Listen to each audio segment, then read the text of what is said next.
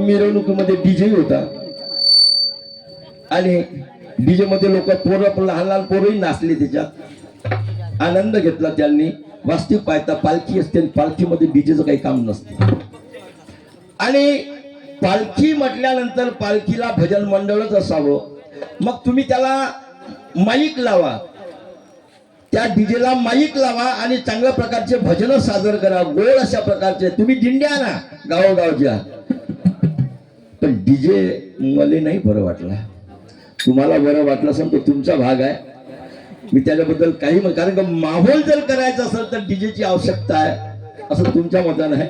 माहोल दिंडीने सुद्धा चांगला होऊ शकतो असो.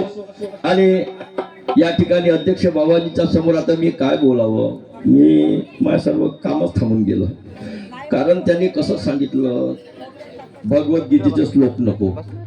आता श्लोक कसे वापरावे, भगवद्गीतेचे श्लोक नको, त्यातल्या त्या धर्माचा आणि तुकोबारायचा तर अजिबातच नको.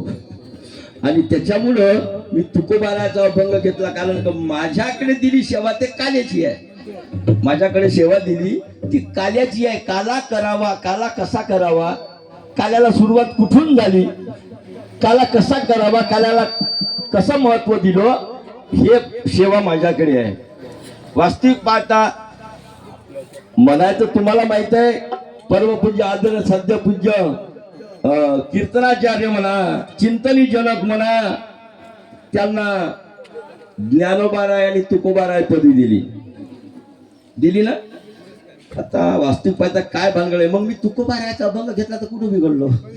आता तुम्हाला जर पदवी जर ती भेटते तर मग आता मी तर काही सर्टिफिकेट नाही आहे, सर्टिफाईड नाही आहे मी म्हणजे कसं आहे, आपल्याकडे ते कपडे पण नाही आहे, अनुसरला पण नाही आहे. आणि म्हणून आता वस्ती पाहता त्याहीमध्ये थोडस स्वामी म्हणतात विषय व्यवस्था करू झाली. विषय व्यवस्था तुम्हाला करता आली पाहिजे.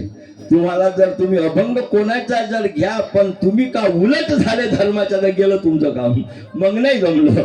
म्हणून तुम्हाला विषय व्यवस्था करता यायला पाहिजे. हे मस्त ऐकू जाणे आणि सांगू जाणे.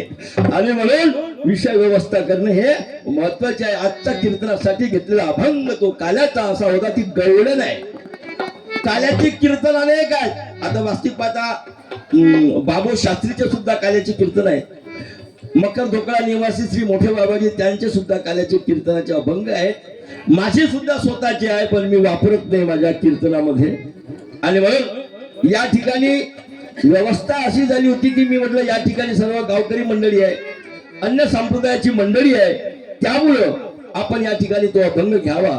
आणि मला या ठिकाणी कीर्तनासाठी बोलवलं ज्यांनी, असे आमचे या कार्यक्रमामध्ये हेरिरीने त्यांनी ज्यावर्षी भाग घेतला असे दिलीपरावजी वासनिक, त्याचप्रमाणे त्यांच्यासोबत आमचे नानाभाऊ इंगळे, त्यांनी मला कॉल केला. मुख्य कॉल म्हणजे दिलीपरावजीचा झाला. त्यांनी सांगितलं की तुम्हाला कार्यक्रमाला यायचं. मी म्हणलं येणार, दरवर्षी येतो, याही वर्षी देखील येणार.